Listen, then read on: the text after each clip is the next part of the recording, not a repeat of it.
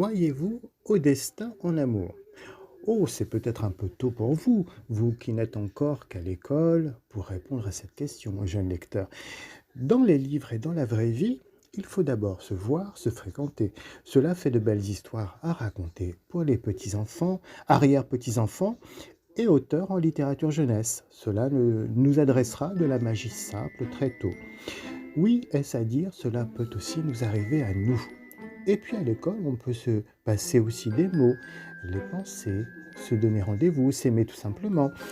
Il arrive aussi, et vous le verrez ici, que l'on s'aime et que l'on se voit plus tard. Nous vous proposerons de tester le rendez-vous n'importe où de Thomas Cotto et Ingrid Monchy chez les éditions Thierry Magnier afin de mesurer les prémices de votre esprit romantique. Aimez-vous les histoires sentimentales d'abord avant de les avoir rencontrées? Voyons cela.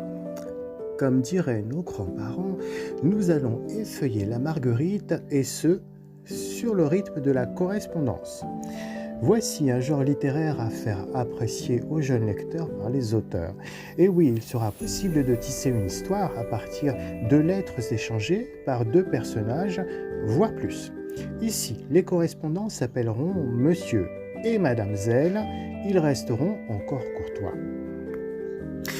D'où se connaissent-ils? Nous ne le saurons pas et ce ne sera pas l'essentiel de cette histoire. L'auteur Thomas Cotto préférera nous exposer à une douce tension au supplice divin de l'attente de cet homme et de cette femme qui se savent attendus l'un par l'autre, évidemment. Du lundi au lundi suivant, les personnages s'enverront des courriers et se trouveront légèrement chamboulés par les sentiments grandissants et la météo. Il va y avoir du vent, il fera un peu frais et il ne faudrait pas prendre froid pour ne pas se louper le jour convenu, sinon quelle devaine. Nos deux cœurs à prendre ne seront pas gelés par la démarche, ils auront une semaine à attendre jusqu'au rendez-vous qu'ils se sont fixés. Lui portera une écharpe rouge pour se faire reconnaître. Viendront-ils?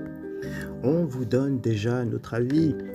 On a aimé la poésie du contexte, la délicatesse des textes courts, des personnages. Oui, à quelques occasions, d'homme à femme, de femme à femme, d'homme à homme, de personnage à personnage, nous apprécierons comme ici le romantisme si il est bien amené. À la fin de la lecture, nous conclurons que le lieu importera peu, car dans notre imaginaire, deux cœurs faits l'un pour l'autre devraient se trouver n'importe où, non? Mais il est vrai, il peut y avoir des embûches. En attendant le jour J du premier rendez-vous, que va-t-il se passer? La correspondance imaginée par Thomas Cotto entre les deux futurs conviés à se connaître tendrement le racontera, et il s'en passera des choses, au-dedans et au-dehors. Comment le temps passera-t-il lorsque l'on a quelqu'un dans la tête? Lentement, rapidement? Aussi bruyamment qu'un cœur qui cogne de trépignement, de belle impatience, de timidité, d'espérance grande et aventureuse. Oui, l'affaire est très sympathique et les illustrations aideront à se sentir à l'aise et un peu léger. Les personnages. Monsieur et Madame Zell se raconteront et se répondront, brièvement certes, mais histoire quand même de ne pas perdre le fil. Ils entretiendront avec de petits mots l'envie vive de se rencontrer, sans doute pour la première fois. Les deux seront très fébriles. Monsieur et Madame Zell ne sauront pas où se retrouver. Quel lieu serait signe de bon présage? Et oui, lorsque l'on est pris d'émotion, on doute, on ne sait plus. Ils voudraient se donner rendez-vous n'importe où, certes, mais c'est où n'importe où? Un jour après l'autre, ils nous livreront une petite émotion sur leurs sentiments du moment. Ils commenceront à se découvrir, à se faire des confidences sur leur goût personnel, comme de nouveaux amis auraient envie de le faire. Il faudra lire d'un côté comme de l'autre des pages, entre les lignes, afin de chercher la conclusion espérée et, on l'espère, partagée. Chaque personnage dont on ignorera l'identité prendra la parole à tour de rôle pour répondre à l'autre. Le moins que l'on puisse dire, c'est que cela bouge avec la poste du coin, puisqu'ils obtiendront leur réponse dès le lendemain. Ils habitent donc dans la même ville. Aurez-vous envie de déduire comme nous, chers jeunes lecteurs, et mener votre enquête? Cela ne sera pas important, il est vrai, mais c'est juste amusant puisqu'on le comprendra bien, monsieur et madame Zell pourraient être n'importe quel couple sur le point de se rencontrer et de se former. Et oui, c'est un peu le plaisir de l'idée. Le ton et l'ambiance. Presque aussi bref qu'un texto selon les règles d'aujourd'hui. Pas de grands discours.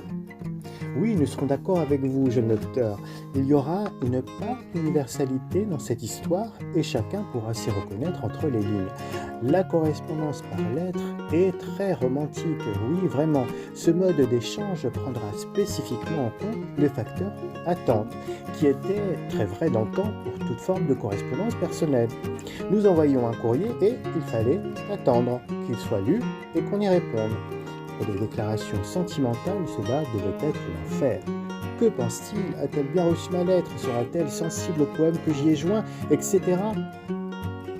Si l'on transposait la situation de nos jours, nous échangerions par les réseaux sociaux et par Internet, par le téléphone ou l'ordinateur. La réponse ne se ferait pas attendre, nous aurions la réponse dans la seconde, qui en amènerait une autre aussitôt et ainsi de suite. Le nœud à l'estomac existerait néanmoins aussi dans cette situation, sans doute au moment où, pour une raison ou une autre du quotidien, il n'y aura pas le temps disponible pour la réponse immédiate. Il faudra donc attendre. Le monde de la lettre transmettra une attente sans doute moins violente, plus touchante aussi. Imaginez-vous touchant cette lettre entre les mains que l'autre aura tenue. Peut-être serez-vous tenté de la sentir, d'en apprécier l'écriture, les adorables fautes peut-être. Le ton de l'échange sera poétique. Et l'auteur Thomas Cotto saura s'y prendre pour nous amuser, nous émouvoir et nous faire trépigner. Les courriers seront annoncés par le jour et un bref regard sur le temps, comme si le personnage jetait un regard par la fenêtre. Voyez d'ailleurs cet extrait. Jeudi de brume. Monsieur, je suis au fond de mon lit, j'ai de la fièvre toute chaude, le médecin pense à un coup de foudre, je crois que je ne viendrai pas, c'est peut-être contagieux. Je vous tiens au courant, PS, c'est malin, j'ai la chair de poule partout. Vendredi en feu, Madame Zell, il faut tenir bon, j'ai trouvé ce soleil pour votre courage, j'en glisse autant de rayons que je peux dans ma lettre, et tant pis si je me brûle un peu les doigts. C'est moins dangereux que si vous ne venez pas. PS, je souris toujours en vous écrivant. Ah, nous pourrons poser la tête sur un petit nuage tout du long de cette lecture d'album, soit excité, soit fiévreux comme les personnages. Il y a une petite étincelle enfantine au creux du cœur de ces deux sujets qui est touchante. Les sensations chaudes du dedans et la fraîcheur du temps neigeux derrière les fenêtres s'opposeront tout en se confondant joliment de frissons de partout. Côté image, le style graphique d'Ingrid Monchy sera coloré, surréaliste, amusant, enfantin, et là-dessus se poseront les échanges embarrassés de deux adultes qui seront dans leurs petits chaussons avant de se chanter la sérénade. Alors, pourrons-nous nous attendre à un dénouement heureux ? Voilà, nous espérons vous avoir donné envie de tenir entre vos mains le rendez-vous n'importe où de Thomas Cotto et Ingrid Monchy des éditions Thierry Magnier. Il ne faudra pas se priver de se laisser aller à d'autres romances narratives qui finissent bien, sans drame, car n'est-ce pas, cela fait du bien, cela fait rêver. Bonne lecture!